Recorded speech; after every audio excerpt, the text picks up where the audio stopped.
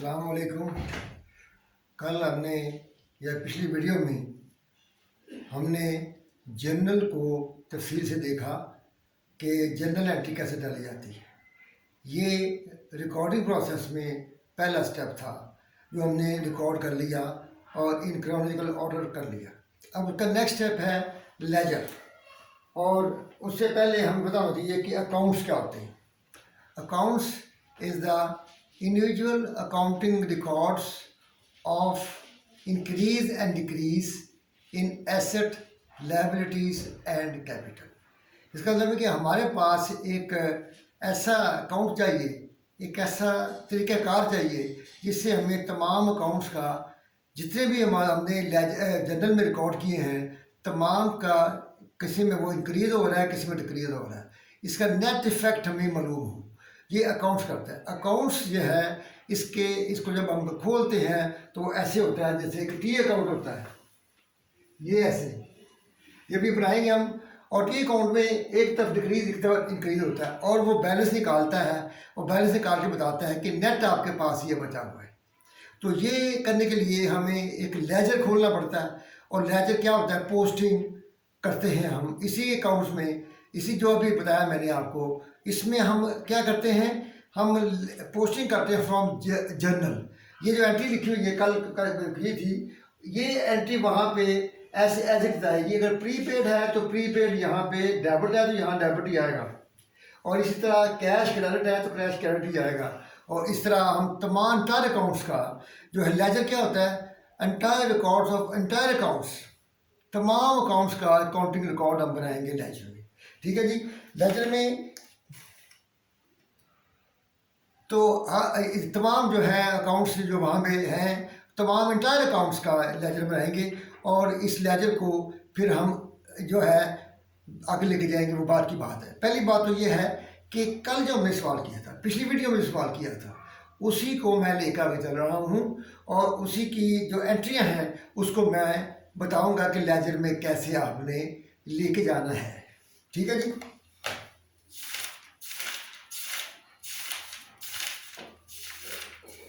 कल की एंट्री आपके पास होंगी।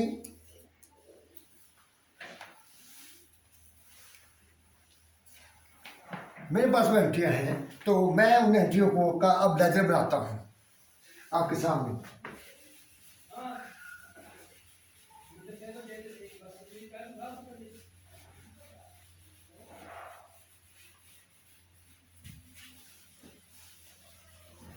सबसे पहले आपने देखा कि उसमें आपने एक एंट्री की थी कैश टू ऑनर्स कैपिटल, पहली एंट्री हुई थी और वो 10,000 की थी।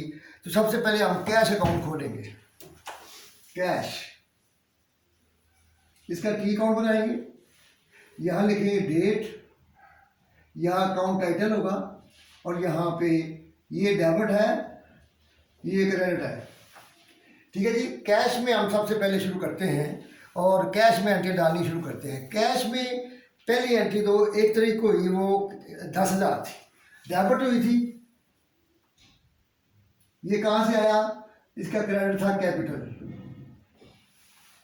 वहाँ पे लिखा हुआ है कैश टू कैपिटल, तो कैश अकाउंट ऊपर लिखा हुआ है और कैपिटल अकाउंट जो क्रेडिट हुआ वो हमने यहाँ लिख दिया। ये पोस्टिंग हो गई। अब देखना है कि जितनी कैश की एंट्रियाँ हैं तमाम जहाँ हमने पोस्ट करनी है। उसके बाद कैश की एंट्री 2 तारीख को है, 1 तारीख को ये थी, 2 तारीख को एंट्री क्या है, डेबिट है, तो क्या है कि क्रेडिट है, क्या है, डेबिट है जी। 2 तारीख को कितनी अमाउंट डेबिट है जी, 2 तारीख को 1200 रुपया जो है वहाँ पे डेबिट है, तो हम 1200 डेबिट कर देंगे।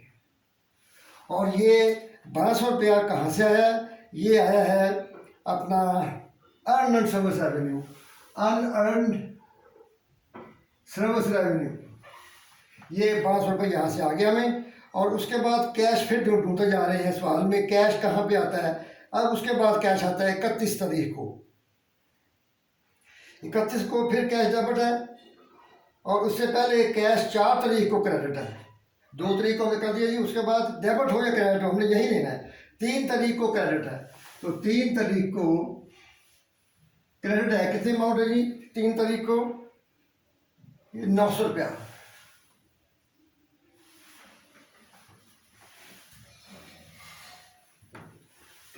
900 रुपया।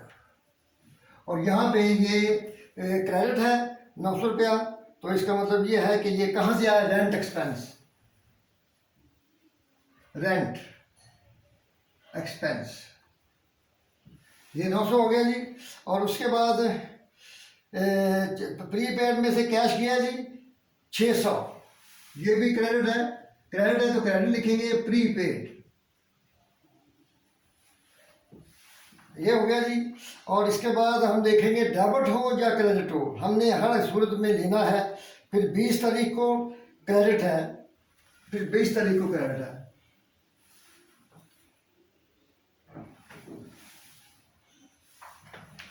बीस तारीख को क्रेडिट है, ये अपना 500 रुपया, ये ड्राइंग से है, ड्राइंग से 20 रुपये 500 है जी। और इसके बाद सैलरी से क्रेडिट है 26 तारीख को,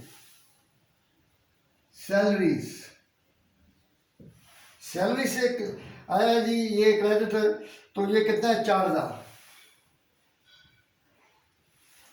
ठीक हो गया जी। ये 4000 आया है ये। इसके बाद आपका एक डेबिट है 10,000, हमने लिख दिया पहले, 10,000 कैश आया है 31 तारीख को, ये और 31 तारीख को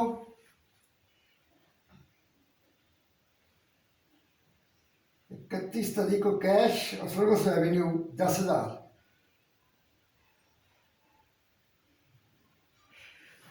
10,000 यहाँ आया जी सर्विस रेवेन्यू से। ये हमारी एंट्रियाँ मुकम्मल हो गई। तो इसका मतलब ये है कि आपने क्या करना है कि डेबिट साइड को टोटल करना है, डेबिट साइड को टोटल करें। यहाँ पे जब एसेट हो तो डेबिट साइड पे करेंगे, तो ये आता है 20,000 जब 12,100, 21,200, ये टोटल करें। इसका टोटल करें तो हमें है चाहिए यहाँ पे 21,200, 21,200 में चाहिए। तो 21,200 लाने के लिए आप इसमें से ये अमाउंट माइनस कर देंगे तो बैलेंस आ जाएगा 21,200 माइनस 900 माइनस 600 माइनस 500 माइनस 4,000, 15,200 लिखेंगे तो ये बैलेंस है। इसका मतलब ये है कि आपने टोटल करना है डेबिट साइड का, और क्रेडिट साइड पे वही अमाउंट लिख देनी है जो डेबिट साइड पे आई है। और उसके बाद इसमें से ये माइनस करेंगे तो इसका मतलब है कि ये कैश आया है, ये कैश यहाँ तक गया है। इसका मतलब है कि ये आया 21,200, इसमें से इतना चला गया यहाँ तक, तो बाकी ये बचा है। हमने 15,200 को पूछे आपके पास कितना कैश है, हम कहेंगे हमारे पास 15,200 कैश है। उसके बाद नेक्स्ट है कैपिटल आइटम, फिर उसको ऐसे इसी तरह बनाएंगे और डेट लिखेंगे, और उसकी एंट्री एक है और वो है 10,000, वो क्रेडिट है, वो कैश 10,000। इसका और कोई अकाउंट नहीं है, केवल एक तरफ आया, इसका मतलब है कि ये 10,000 टोटल है। और इसकी यहाँ पे लिखेंगे बैलेंस, क्योंकि हम चाहते हैं कि ये 10,000 बैलेंस हो जाए, और ये 10,000 पे लिख देंगे। इसका मतलब है जब बैलेंस देखेंगे तो बैलेंस जो है 10,000 हमारे पास आ गया है। इसका मतलब ये है कि ये अकाउंट में कोई और एंट्री नहीं है, तो फिर वहाँ पे ख़त्म कर देंगे। नेक्स्ट एंट्री है इक्विपमेंट। इसी तरह इक्विपमेंट है,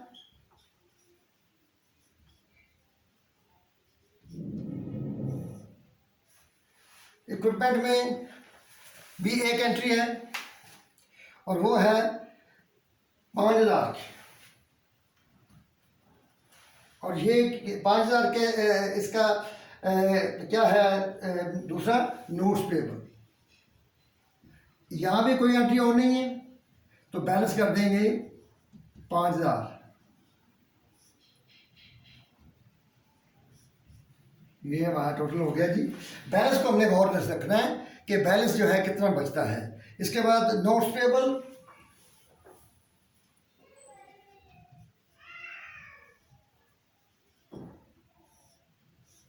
नोट्स पेबल में एक क्रेडिट है और वो है 5,000 का, यानी कि इक्विपमेंट 5,000 इक्विपमेंट, और उसकी डेट है नोट्स पेबल की एक तारीख है। तो ये हमारा नोट्स पेबल भी इसी तरह एक एंट्री है, तो 5000। अगर और एंट्रियाँ हों नोट्स पेबल की, इसी में करेंगे, इंक्रीज हो या डिक्रीज हो। बैलेंस 5000 और ये 5000। देखिए एक ही तरीके से हम कर रहे हैं। जो भी यहाँ जनरल में डेबिट है डेबिट आएगा, क्रेडिट है क्रेडिट आएगा। इसके बाद हम आते हैं earn service revenue. Earn service revenue, ये इसका एक अकाउंट बनाएंगे और इसका अमाउंट कितना है जी? 1200 क्रेडिट है। डेट है 2 तारीख। 2 तारीख को कैश आया है हमारे पास 1200, कैश 1200 आया जी। तो इसका मतलब है इसकी भी और कोई एंट्री नहीं है।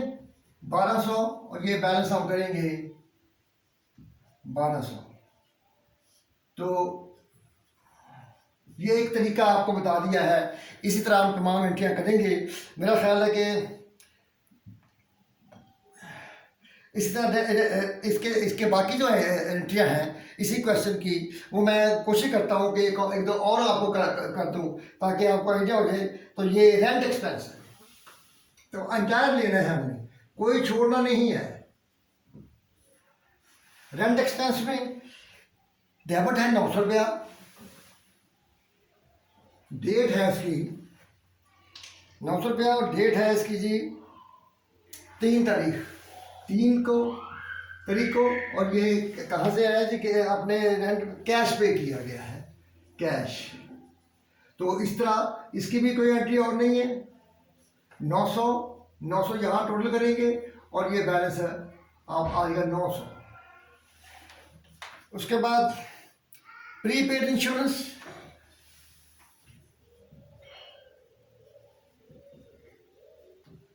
ये आपने किस तारीख को की है जी? 4 तारीख को कैश गया है हमारा और कितनी अमाउंट गई है प्रीपेड के अगेंस्ट? 600। ये भी एक ही अकाउंट एक अमाउंट है, ये 600 और ये 600, यहाँ बैलेंस और ये 600। इसी तरह बाकी के अकाउंट आप खुद बनाएं ताकि आपको प्रैक्टिस हो। और ये सप्लाईज है, ड्राइंग, सारे ये तमाम अकाउंट जब आप बनाएंगे तो यहाँ हमें एक फिक्र मिलेगी हर जगह पे, बैलेंस बैलेंस बैलेंस। यहाँ मैं एक बात क्लियर कर दूँ आपको, वो ज़हन में रखें कि अगर ये डेबिट साइड बड़ी है तो बैलेंस डेबिट बैलेंस होगा, अगर क्रेडिट साइड बड़ी है तो क्रेडिट बैलेंस होगा।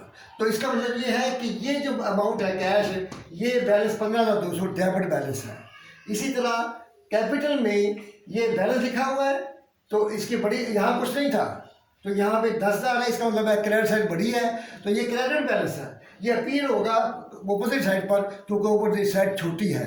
तो डेबिट कैपिटल का क्रेडिट बैलेंस है, इसलिए ये याद रखें कि जो साइड बड़ी हो वही बैलेंस होता है और अगले साल वो अपोजिट साइड पे आ जाता है। इस तरीके से हम तमाम अकाउंट, एंटायर अकाउंट्स, लेजर कहते हैं, entire accounts will be prepared and we find out a balance, कि बैलेंस हमें पास कितना बचता है।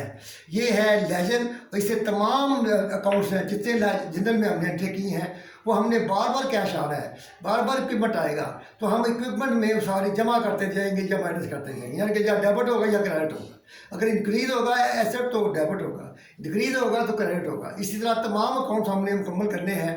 तमाम जनरल की जितनी एंट्री की हैं तमाम एंट्री को हमने लेजर में लेके जाना है। और जब ये बन जाएगा तो नेक्स्ट स्टेप हम लेंगे ट्रायल बैलेंस, और वो हम अगली वीडियो में बताएंगे। और ये जो है अपना वीडियो ये हमारी कंप्लीट हो गई है, तो इसलिए इस आप सब्सक्राइब करना ना भूलिए और बेल आइकॉन को प्रेस करें ताकि आपको हमारी वीडियो मिलती रहे। बहुत शुक्रिया, और आप अपना दुआ में याद रखें। अल्लाह हाफिज़।